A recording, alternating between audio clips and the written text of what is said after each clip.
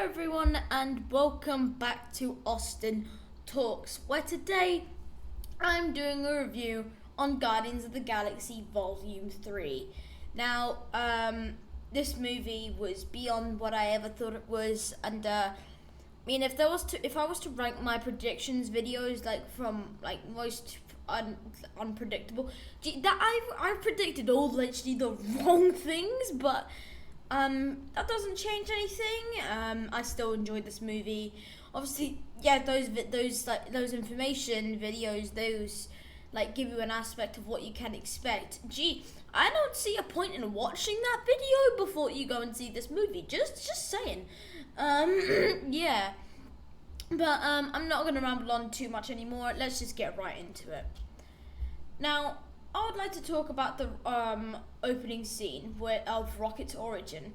Now, the song shown is really fitting, and for those who don't know, it's a Radiohead Freak, or Creep. I think it's Creep, actually. Yeah, Radiohead Creep. Now, the song shown in the scene is really fitting for how, and it's also touching for Rocket's actual heritage. He's an outcast. He is different, and he has to actually rest with that. The song says oh, I'm a widow. Now, yes, he's a weirdo compared to everyone else, but he's just fragile. He's fragile about his past, as we've seen in previous movies when he said, I didn't ask to be made. It shows how cruel and he was treated, and yeah. And further to this, Rocket, it shows how different he is from the rest, and how and as the only animal in the group, because actually people say that Groot is an animal. No, he is not. And Cosmo doesn't count because she's new. And Groot say he's an animal, an obscure person. He don't care. He look jacked. I don't want to go up against him, especially in the post-credit scene. Plus, after this movie, it is safe to say that he has the worst origin. Yeah, there's no doubt in my mind about that. Now, Star-Lord's depression and desperation. Now, still, this man is in despair and disgrace from when we last saw him in the Guardians of the Galaxy Holiday Special, and he has resorted to drinking, but you have to feel for the guy. I wouldn't mind admitting that I have no experience of this, but if you're in a relationship, and for a long period of time, and then you love someone, and then they just die because someone else wanted power and they feel worthless, I can imagine that has a deeper impact on Star-Lord than it would on any other character. Say for Hawkeye and Black Widow, that is the same. But then say for Nebula, well, actually I don't know, I can't think of one on right now, but you get the point I'm trying to say. This was a special bond, and just to be thrown like it's nothing would hit a harder to home. And the worst part is how he how he took it out on Rocket, and when he was already going through this whole stuff with listen to that song in the in Nowhere, and he really doesn't deserve it. And yeah, he's drinking, you don't really think much, but still, that is awful. Also, the way that Nebula carries him shows true teamwork and how she's reflected onto the team. So yeah. Now, the introduction to Adam Warlock. Warlock. Now, this appearance was really sudden, but this character was a character that actually that you could easily warm up to. Honestly, his suit, his character is good, and the beginning scene where he meets through Nowhere, just shows how menacing and powerful he is. And in this case, and it's not the case when we are introduced to the High Evolutionary. That is on a whole nother level of weak ass. But no, his suit looks really comic accurate with the skull and all. And every scene with him in it, I actually was really happy. I was because with the amount of stuff happened in this movie, you would think it wouldn't, like, it would affect different introductions. And Adam Warlock, like, they really balanced it out, and they actually used some components from the game when he was introduced. And like when he saved Star-Lord, that was again touching moment, showing how he's grown to the team and how he truly is not a villain. So and also Nebula literally just got yeeted, and shows how powerless she is against Adam Warlock. Adam Warlock is strong, and yet his one weakness is an arrow. That was funny, and that scene was funny, and it's not a weakness, but that was just still funny. Now, Kraglin's character development. Now, from the Christmas special and the ending of Volume 2, he has grown, especially shown from the end of the movie. But this character is really underrated. I actually really like Sean Gunn in anything he appears in. I mean, if you watch Superstore, he actually appears in one episode. He's actually really it's really funny. Now, his character really is underrated, and I did have a fear of why, I did have a fear he may die in this movie, because like but he didn't, obviously, and I actually think the way he's going in his future is really good, and I think he should be like the king of nowhere, and I think that's actually what's happening, but I don't know. And his interactions between Cosmo and Kraglin, his interactions with Cosmo are really funny and extremely entertaining. And obviously now we know what's going to happen with Drax and Mantis. These are actually a really good replacement, Cosmo and Kraglin. I actually do really agree with that. Now, the introduction to the High Evolutionary. Now, against this, again, this character was a very sudden introduction. So when we were first revealed about hang on. So when we were introduced to this character, he was like, "Oh, hi there. I'm evil. I'm going to annoy people." Yeah, that was basically his introduction when we saw him interacting with the Queen. Don't know her name, but like the person that was the practically Adam Warlock's mother. But so and there's a lot of in the first minute there's like a lot to process about this guy. It's like, I need subject 89P13. Yeah, I think that's the code. I need him, and that's just like one obsession in this movie. Now, I also noticed he is really not sympathetic at all, and I'll get on to something that I call the swear token. So it's a yearly token where I use a swear word to describe this guy, and this is the one and only. So this is obviously one a year, and it's unnatural to me. It's not really a swear word. It's just a different word from what I usually use on this channel. Nothing you haven't heard from my brother, but anyway, let's carry on. The way he yeets Adam Warlock across the room, like, wee! That was funny. It's like, you cannot talk to my mother that way. Yeet! Don't even try. And fun fact, he actually created the Sovereign. And it was actually, we never really knew where the Sovereign came from, because there's no comic. And this is actually why why they're not comic accurate. They are James Gunn's creations, and I think it's really creative. The Sovereign are really good, and that's how we actually got Adam Warlock. Overall, I agree. Very, very smart. Now, Rocket and his friends. Oh, the saddest bit of the video. Now, this the most friendship bonding I have ever seen in the MCU, and probably the best, and it's also a reflection of his friendship with the Guardians, and just the way it ends is just sad. The hope that they share for each other is just so cute. It's cute, and the names they give each other, they give themselves, are actually hilarious. I mean, Rocket, Lila are good. Floor is just because I am on floor.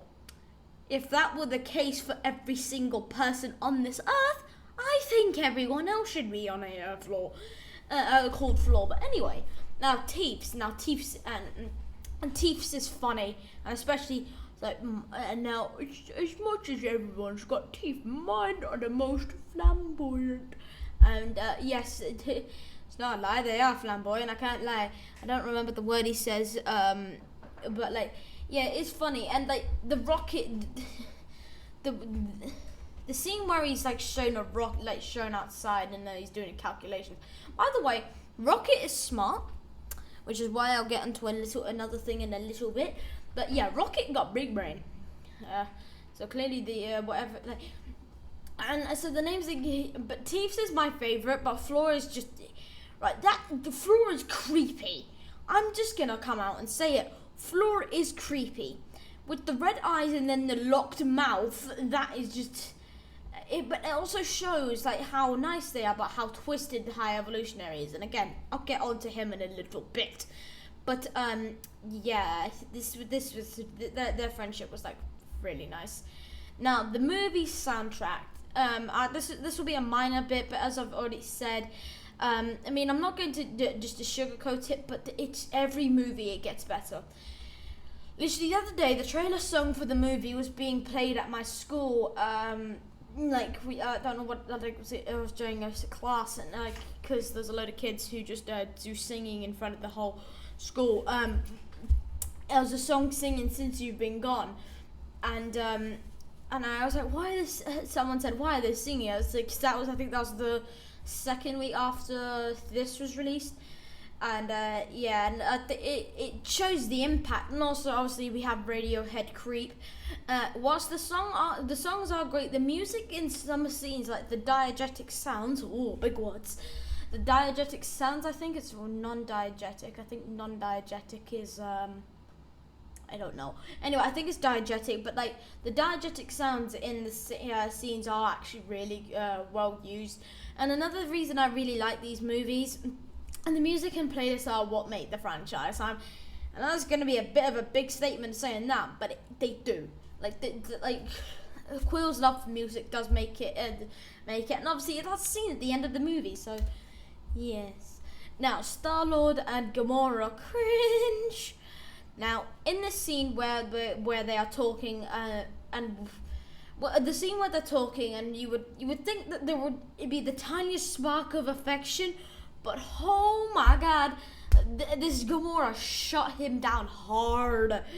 But this movie is also a reflection on Star-Lord and how he's gotten over Gamora and all that. And yes, Thanos' death didn't bring her back, but you still have to walk this earth knowing that she is gone. It's the same with practically any say family member or something. Sadly, there's nothing that would bring them back, and obviously for some people that will hit close to home. Yeah, and also the astronaut space attack, the astronaut scene was hilarious, and also the suits. Oh my God, those suits, they're disgusting. Now, I am going to say this with as much confidence. Adam has way too much power. Throughout the movie, at least until the very end, it is shown that this guy has way too much power. I mean, at the very end, yeah, he can breathe and not breathe in space and then save him. But like, when he was like in this scene where he's like interrogate this guy, that guy melted him to death. Actually fried him to death. He fries someone when he's asked to show how, like when they mean business.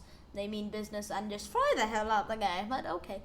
And also the project projects the meme in the first-hand scene where I came in like a wrecking. Well, he did. He literally went for the squirrel, or the rocket. I vowed to never say squirrel. No.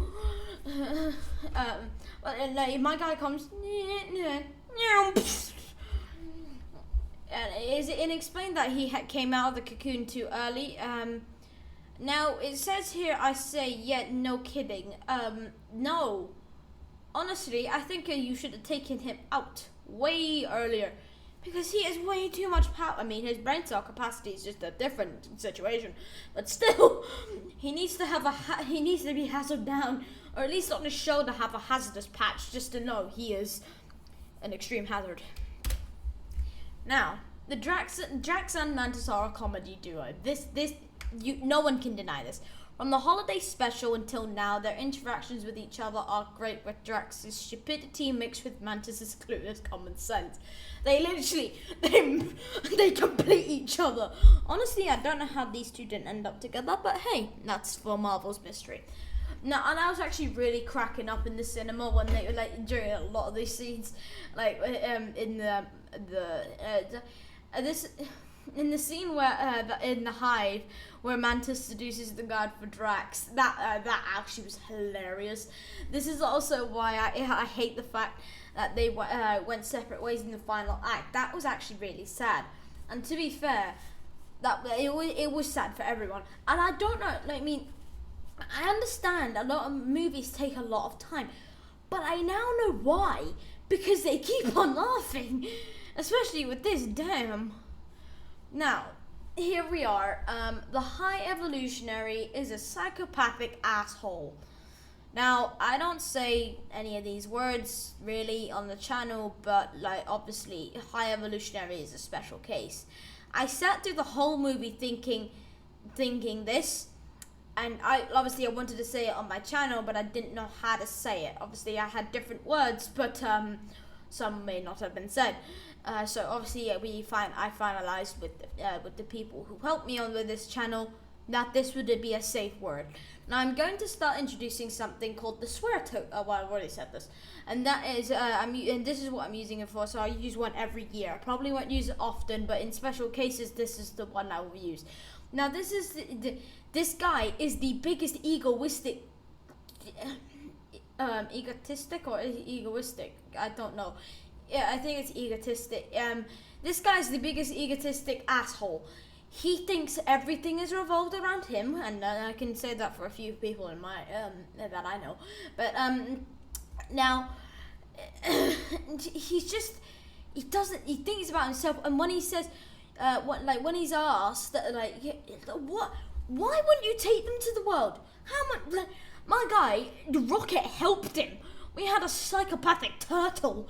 We had one that was jacked and didn't have a brain cell to rub together.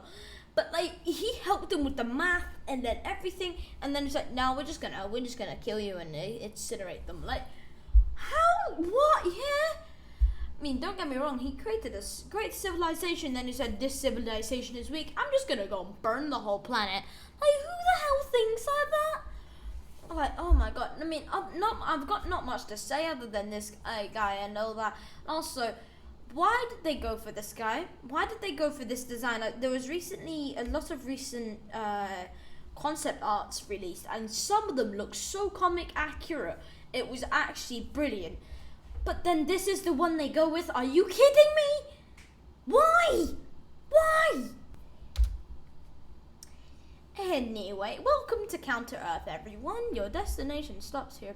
Now, the people of this Earth seem actually like they seem like people. They just seem like people from a different country almost. Like, say I went to Austria. I don't speak Austrian or whatever. I don't know. Or say Italian. I don't speak Italian. So, and if they don't speak English, it's going to be very hard to talk to them. It's the same here. Honestly, it looks identical to Earth, which is stated in the movie. Now, as much as I'm against the actions that the High Evolutionary is taking, I still think that I would like to live there. If he didn't just burn the whole planet, I'd be happy. But honestly, I like this. And to have the High Evolutionary as the president of your oh boy. And again, it is my kind of place. I'd love to talk to animals. They seem normal compared to Earth, sort of. Not much to say other than that. Other than take me there now. I would like to be there. Like, High Evolutionary's dead now, so I'll be the new president. Thank you. Now, MCU's first F-bomb. Now, this clip was actually revealed, I think, a month before. I still didn't think much of it at first, but the actual scene is actually priceless. Where it goes, open the flipping door, and it couldn't have been more better. It couldn't have been a better moment. It's like when you're punching the keyhole, there's a lever, push it down, press the button. Like, what do I do now? Open the flipping door. It was actually hilarious. The one problem with this scene, though, I think that it could have been, I think it should have been said by Rocket. But to be fair, I would have said, like the three people should have said it: Drax, Rocket, or like Star-Lord. They picked one of my three, so I'm happy. I'm glad it happened with this movie because it deserves it. I can't say another movie that deserves like an F-bomb moment, but this one definitely does. Now, the Guardians and the High Evolutionary face off. I couldn't have picked a better image for that one. Now, the way that Star-Lord had changed, like he was ready to. In the other movies, it's like, we're not doing this, we're not doing that. No, not doing this, but no, he was ready to literally beat him until he was a pebble. And it shows how much he cares for Rocket, because literally, and obviously, I have strong opinions about the High Evolutionary as we have gathered through this. But like, and what happened in this scene showed his everlasting power. Just like, oh my god, yeeting them with his power. Also, this was probably my favorite scene in the movie, to be like, Star-Lord, I don't remember exactly what Star-Lord said, but I don't think it was actually very nice, but I think he had it coming. He said what I wanted to. And also, I'm certain Star-Lord said a lot of things in the movie that I probably would have said as well. Now, this is Rocket's movie. If someone tries to agree with me, I will kill you. Now, there is no doubt about this, but it is something I want to mention. For the whole movie, at least, until like the last 15 minutes, Rocket wasn't even alive, shall we say. And as much as this was going on, he was the star. Like, the funniest thing is, like, he wasn't like actually a real, I would say, character in this. He played a very minor role, but holy crap, he had a whole like arc and all this in that movie. Now the flashbacks, his friend's backstory, and a scene I will explain later with a spitting representation of the hurt, guilt, and conscience that he has. Like it is his movie. Yeah. Now, along with this is also a sad movie. Now, if you are a diehard Marvel fan, you will be saying this as well. If you're not saying this, then you are really bad. The emotional element that the movie projects is really unrelated to any other movie ever. Now, Marvel isn't really one for emotional roller coasters, but they really certainly changed the way they think. And honestly, I just noticed this. Why does Rocket look so jacked? Yeah. Anyway, whilst it was Rocket's movie, it was sad, and it is his movie. There's no doubt about that. If you're not saying it's his movie and it's not a sad movie, you're not a diehard Marvel fan, or really not a Marvel fan at all. Because like, if you truly enjoy Marvel, you know this is different than every other movie. Now, this is the scene I'm talking about when I said this is Rocket's movie. This reflects his conscience, his guilt, and his, hurt. Yeah. Now, this is by far the most touching scene of Marvel, not just the movie. And considering the pain and suffering he has gone through, I imagine it was really hard to try and let go of the only people who actually understood his pain and his agitation as a different person. Must have been the hardest thing to ever do. Now, and that just shows the amount of character growth he is, and how much of a badass Rocket is. To come back and beat the ever living hell out of the High Evolutionary. I mean, he did that in years past, but like, we needed a rerun where he just went. It was like an Indiana Jones, not Indiana Jones, but it was like a cowboy and saying, nope, not wait until the music ends, I'm gonna kill you. But, yeah, Lila had robotic arms, I just remembered that. But, yeah,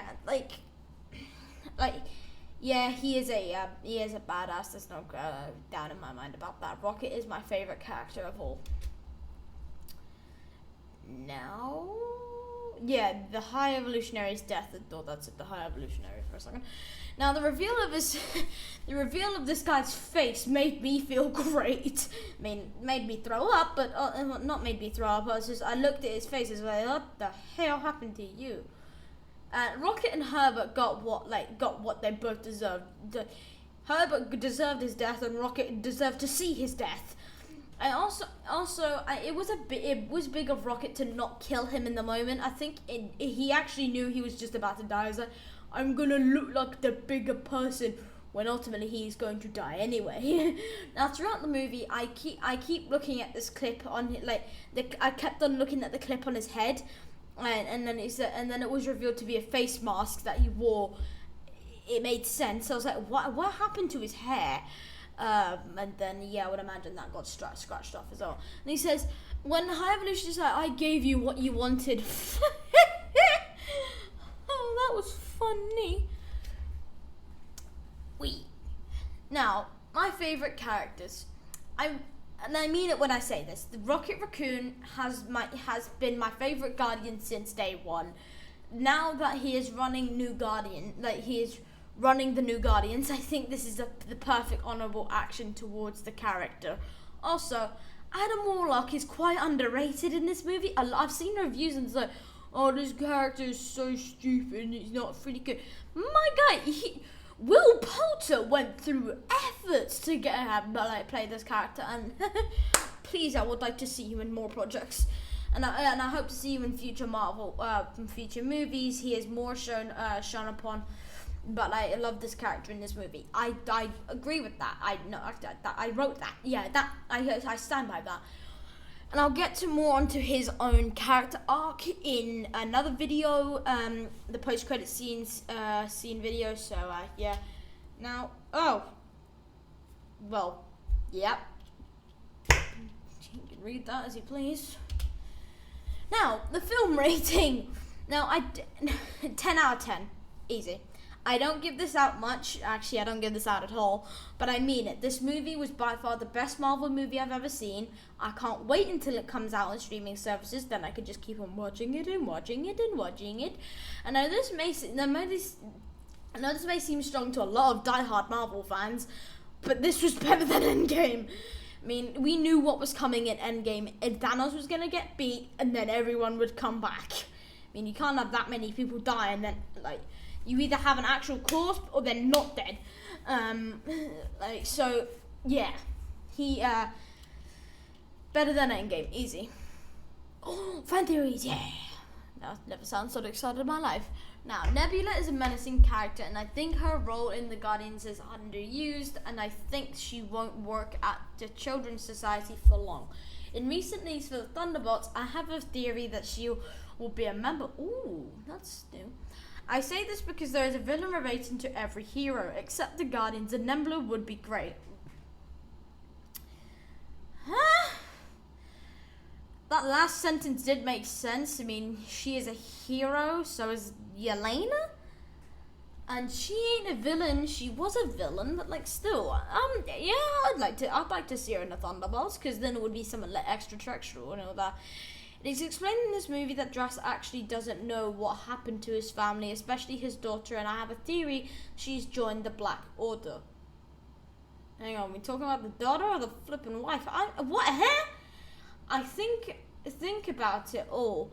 Of the Black Order, think about it. All the Black Order members are members who were lost in the galaxy. The most likely person is Supergiant. She wasn't actually seen, and to be honest, would be dead anyway due to the blip.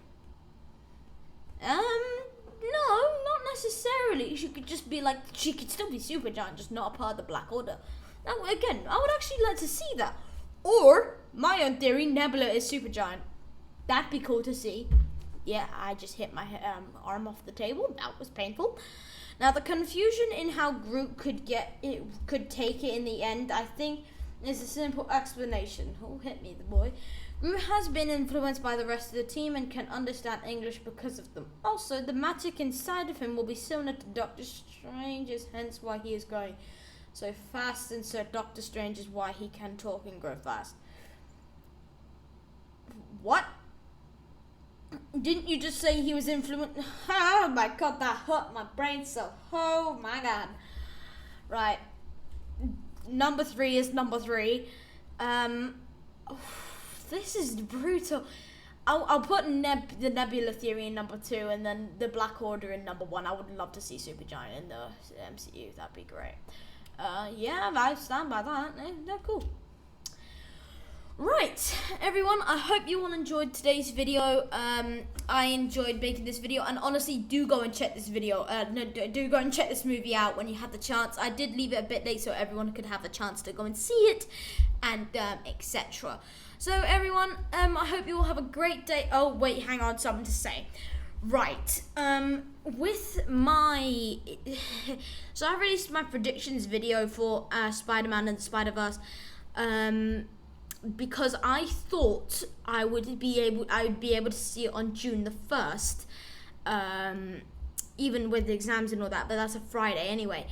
But there's been a bit of an issue, because in the country that I'm in as of right now, it is released on the 22nd of June. So you will not have a predictions video, you will not have a review until after that. So you probably maybe the 1st of July, but I need to get it out as quick as possible. So yeah, I just thought I'd let you know about that. Well, yeah, other than that, everyone, I hope you all have a great day, and I'll see you all in the next one.